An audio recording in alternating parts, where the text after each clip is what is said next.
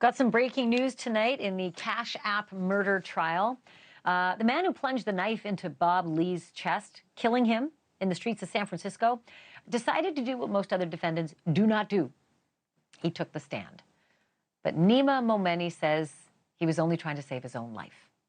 He told the jury that Bob Lee was high on whippets, nitrous oxide, as they were driving around the city in the wee hours of the morning. He said that Lee was being silly and chatty the night before, but then, quote, blew up when Momeni made a crack about effing around in strip clubs. I'm just telling it like I heard it. The cameras were not allowed in this trial, but Leslie Gooden covers the Bay Area for Cron 4 TV, and she was in the courtroom today. She's with me tonight. Leslie, it's really good of you to be with me. Thank you so much. It must have been like a shockwave going through the court when they called Nema Momeni's name, because we weren't really sure if he was going to testify. I am still racing from today. He got on the stand at 10:45 a.m. and we rushed to the courthouse. I think I was in there by 11:20, and we were completely just shocked. I mean, we kept asking if he was ever going to take the stand. His lawyers would say, well, we're not sure. Maybe you'll have to wait, find out. Because like you mentioned, it's very unusual that someone would take a stand in this case. So what was he like on the stand? Because I have visions of a really egotistical guy, full of like macho bravado, because he's supposed to be avenging the honor of his adult grown sister. But what was he like on the stand? You know, it's interesting. He was very stoic. And we in the courtroom were struggling to hear him because he was mumbling. And, the judge actually had to tell him to slow down speaking because we at points couldn't understand. So if we can't understand it, the jury is probably struggling to understand what he was saying as well. But very controlled, right? And there were moments, the sketch artist caught this picture of him where he was crying. Now, it wasn't about this case in general, it was about his early childhood life. But other than that, once cross-examinations happen, very combative attitude, rolling in the eyes, going very back and forth with, the prosecution. I mean, there were so many moments where we were just stunned in the courtroom and hearing his testimony. Yeah, that's usually what happens. It's always easy when it's your side asking questions, but when cross-examination starts, they try to get under your skin. They want to see the other side of you. They want to see, what makes you tick and when you get mad. So let's talk about what he said about all this. I only met Bob Lee a few days before this. I didn't have any beef with him.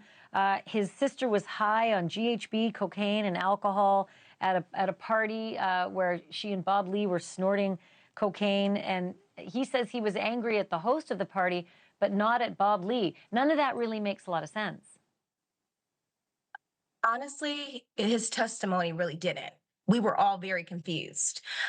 So what the defense portrayed was that it was just a regular night. He was fine. He was calm. And once he got to the party where his sister was, he said, with the drug dealer who he was concerned about, Mr. Boyven in this case, that's Bob Lee's drug dealer.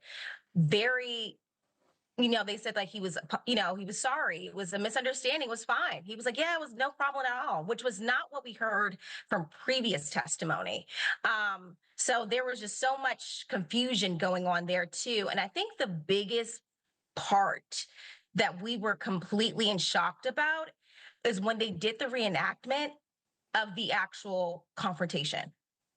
His lawyer and him did the reenactment. And that was... Ooh. It was hard to watch. It was very hard to watch, but it was interesting. They never talked about the stab wounds that were found on Lee in the heart and the chest. Yeah, he's suggesting they never talked about it. It's weird. He's suggesting that Bob Lee pulls a knife on him and that he needs to defend himself, but there seems to be no reason for them to be fighting. Okay, but the big deal is you got a chance to hear from Bob Lee's brother, who spoke out, publicly outside the courtroom. I think you grabbed some tape. What did he say? And tell us about it.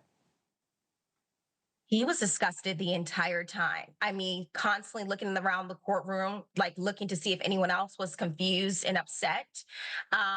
Again, what Momeni was saying on the stand was that this all happened because he said a bad joke. And I think you mentioned it earlier. The bad joke was, he said, again, they were joking all night. He said that, you know, if it was my last night in town, I would not be wasting it in the strip clubs. I would be spending it with my family. And apparently that's what changed the mood of Lee. He just says he became very aggressive, got in his face. And at one point, that's when he whipped the knife out, and he had to take control of the situation and was able to overpower him. So And he yet, listened to what the brother said. He was weirdly, very disgusted. oh yeah, let's hear that. Let's all play of that those tape. things are like so painful to watch, right? Him reenacting what he did that night in a way that's just, I mean, it's just nuts.